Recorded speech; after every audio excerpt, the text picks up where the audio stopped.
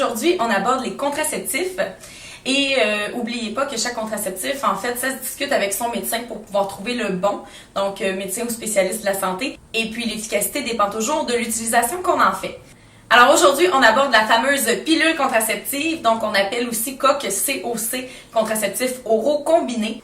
Il s'agit d'une méthode efficace, donc une méthode hormonale à action courte, donc action courte puisque c'est répété à chaque jour, évidemment, au moment de la prise de pilule.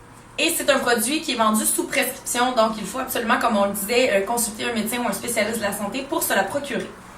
Alors, comment ça fonctionne? C'est tout simple. Il y a une seule étape, en fait. Tout ce qu'on a à faire, c'est de prendre le comprimé à la même heure chaque jour. C'est quoi son mode d'action, en fait, à cette fameuse pilule-là? Bien, il y a 3 effets. Donc, premièrement, ça va inhiber l'ovulation. Qu'est-ce que ça veut dire? C'est qu'il n'y aura plus d'ovules qui vont être produits par l'ovaire. Donc, c'est impossible qu'un ovule soit fécondé. Ensuite, ça va modifier le mucus cervical qu'on appelle, ou on peut appeler ça aussi glaire cervicale. C'est des sécrétions, en fait. Et qu'est-ce qui va arriver avec ces sécrétions-là? C'est qu'ils vont être plus épaisses, donc les spermatozoïdes ne seront pas capables de passer au travers. Troisième effet, ensuite, qu'est-ce qui arrive? C'est que l'endomètre va être modifié par la prise des hormones. Donc, c'est la paroi à l'intérieur de l'utérus où, normalement, ce serait implanté l'ovule qui fait son nid et qui se développe. Donc, ça va être modifié de façon à ce que ça ne puisse pas se produire. En gros, en fait, pourquoi on appelle ça une méthode hormonale? C'est parce qu'on retrouve à l'intérieur de la pilule de la progestérone et de l'estrogène. Donc, 2 types d'hormones féminins qui sont également les mêmes hormones qui sont produites par le corps lorsque la femme est enceinte. Alors, en gros, on fait accroire à notre corps qu'on est enceinte. Alors, c'est comme si on mentait à notre organisme, en fait. À chaque fois qu'on prend un comprimé, ça envoie le message, parce qu'une hormone, on comprend que c'est un messager chimique dans le sang, donc dans le corps. Ça envoie comme message qu'on est enceinte, donc le corps ne produira pas d'ovules et il va faire aussi les autres effets qu'on a parlé plus tôt. Normalement, on prend le comprimé pendant 3 semaines et ensuite on arrête. On peut soit prendre les pilules de sucre qu'on appelle ou des pilules placebo ou tout simplement ne pas prendre de comprimé pendant 1 semaine. Qu'est-ce qui se passe pendant cette semaine-là? On appelle ça les menstruations, mais en fait, ce ne sont pas des menstruations. Pourquoi? Comme on l'a dit, il n'y a pas d'ovule qui va être produit, donc c'est pas un ovule qui s'est détruit puis qui va être évacué par le vagin. En fait, ce qu'on appelle normalement des menstruations, c'est tout simplement des saignements qui sont dus à l'arrêt de prise de comprimé. Il y a quand même certains avantages à la prise de la pilule, donc comme méthode de contraception. En fait, la pilule, il y a une grande variété. Hein? On en voit quelques-unes, on voit les annonces passer à la télévision aussi. Il y a même les pilules qu'on appelle en continu. Donc, généralement, vont venir dans des boîtes comme celle-ci, en fait. Et comme vous le voyez, on a des pilules pour 90 jours en continu, avec finalement la pilule de sucre à la fin, donc qui permet d'avoir des menstruations 1 fois aux 3 mois. Également, parmi les avantages, donc ça, c'est indépendant à chaque personne. Et c'est d'ailleurs la raison pourquoi on demande de consulter un médecin. Donc, ça n'aura pas les mêmes effets chez tout le monde, mais pour certains, ça va permettre parfois de réduire l'acné, de réduire les douleurs lors des cycles menstruels et aussi de régulariser les cycles menstruels. Finalement, comme on le dit, c'est quand même très facile d'utilisation. Alors, il y a une seule étape. La femme doit prendre la pilule à tous les jours et l'efficacité est quand même très bonne si elle est reprise à la même heure à tous les jours, que ce soit le matin ou le soir, en autant qu'on respecte le délai de 24 heures. Pour ce qui est des désavantages, la liste des effets secondaires est quand même longue, hein? Mm-hmm. Ça, c'est comme quand on commence à regarder les symptômes d'une maladie sur Google en passant. Alors évidemment, c'est indépendant pour chaque personne. Comme on l'a dit au niveau des avantages, c'est la même chose pour les inconvénients. Donc, certains vont connaître certains symptômes, pour d'autres non. Alors, il ne faut pas se fier complètement à tout ce qui est écrit là-dessus. Par contre, encore une fois, c'est important de consulter notre médecin parce que pour certaines personnes, il peut y avoir des interactions avec d'autres types de médicaments ou avec certaines maladies qui sont importantes à considérer pour la prise de ce comprimé.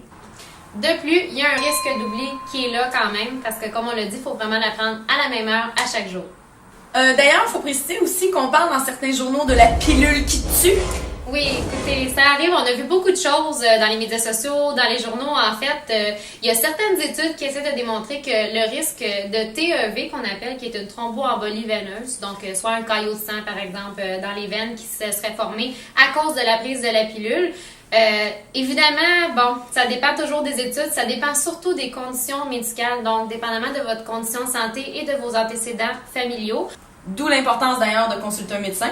Oui, puis par contre, on l'a dit, c'est vraiment une méthode hormonale. Donc, à chaque fois qu'on parle d'hormones, il peut avoir des impacts sur la santé, mais c'est pas vrai nécessairement que parce que vous prenez la pilule à chaque jour, vous allez avoir une perte de libido ou de désir sexuel, par exemple. Ou une prise de poids. Exactement, ou du poil qui pousse dans le visage. Ça dépend vraiment, là, dans le fond, du dosage de la pilule et des antécédents familiaux et des conditions de santé de la personne. Bien important aussi de savoir quand est-ce qu'on prend cette fameuse pilule-là. Normalement, on va commencer le premier jour de nos règles. Donc, on va commencer à prendre la plaquette, les comprimés, et ensuite on fait un arrêt, comme on a dit, pendant 7 jours, où on prend les pilules placebo. Par contre, il y a une autre méthode qui existe aussi qui s'appelle la méthode Quick Start. Donc, ça, on peut la commencer n'importe quel jour pendant le cycle menstruel, mais c'est bien important pendant les 7 premiers jours de prise de pilule d'accompagner avec une autre méthode barrière, par exemple, comme le condom, comme on a mentionné, avec cette pilule-là. D'ailleurs, pour ce qui est de la méthode Quick Start, votre pharmacien ou votre médecin sera probablement le mieux placé pour vous l'expliquer. Puis on n'a pas besoin nécessairement d'attendre une plaquette complète avant d'être protégé. Avec le 7 jours, on est protégé. Cette fois, on aborde le contraceptif à progestatif seul ou ce qu'on appelle la mini-pilule. Alors, c'est encore un comprimé, sauf que cette fois, c'est pas combiné. Donc, il y a seulement la présence de progestérone comme hormone à l'intérieur de la pilule. Ce que ça fait, c'est que ça va modifier quand même le mucus cervical, comme on l'a dit. Ça va modifier encore l'endomètre. Par contre, il y a toujours ovulation. Donc, on ne fait pas accroire à notre corps qu'on est enceinte, en fait, parce que ça n'inhibe pas le processus d'ovulation dans le corps. Donc, le cycle menstruel va rester sensiblement les mêmes. Les menstruations vont être bien présentes également. Et encore une fois, il y a plusieurs types de pilules qui existent. Donc, il faut consulter son médecin pour savoir laquelle est la mieux adaptée pour nous. En fait, la grosse différence entre la pilule qu'on appelle et la mini-pilule, comme on l'a dit, il n'y a pas d'estrogène dans la mini-pilule, donc celles qui ne peuvent pas en prendre, par exemple les femmes qui allaitent ou par exemple celles qui ne peuvent pas prendre le contraceptif oral combiné parce qu'ils ont des conditions médicales quelconques, ils peuvent y aller avec la mini-pilule à ce moment-là. On parle aussi d'un retour à la fertilité qui est rapide et ça peut aussi avoir des effets positifs sur les cycles menstruels. Faut pas oublier, Émilie, de parler du maximum de délai de 3 heures. Oui, parce qu'en fait, si on oublie un comprimé lorsqu'on prend la mini-pilule, on a 3 heures pour prendre le comprimé qu'on a manqué, en fait, sinon l'efficacité diminue drastiquement. Donc, c'est un des désavantages de la mini-pilule. Ensuite, évidemment, il peut y avoir encore une fois des interactions avec des médicaments. Il peut y avoir aussi présence de saignements irréguliers. Et c'est important de mentionner qu'il n'y a pas de pilule placebo dans celle-là. Donc, c'est vraiment 28 comprimés actifs à prendre en continu. Il faut quand même noter qu'il y a certaines contre-indications à la prise des contraceptifs oraux. Alors évidemment, le médecin ou le pharmacien va être le mieux pour vous les expliquer. Mais par exemple, on va parler de situations où il peut y avoir des risques de caillots dans le sang, ou par exemple, on fait de l'hypertension artérielle, ou par exemple, il y a du diabète. Donc, il faut aller voir les conditions de santé et surtout les situations antérieures pour savoir si ça convient. Également, pour ce qui est des COC, donc des contraceptifs oraux combinés, alors la pilule classique, il faut dire que ça ne convient pas à des femmes qui ont fait des AVC déjà et aussi à des femmes qui ont accouché il y a moins de 6 semaines. Bref, chaque méthode de contraception, c'est important de peser le pour et le contre. D'ailleurs, pour vous aider, on vous propose un tableau comparatif en fait de chacune des méthodes qu'on va avoir discuté dans nos vidéos sur la contraception. Vous pouvez les retrouver sur notre site onsexpliquesa.com pour aller vous aider dans votre choix. Donc, restez avec nous cette semaine pour d'autres informations sur On s'explique ça.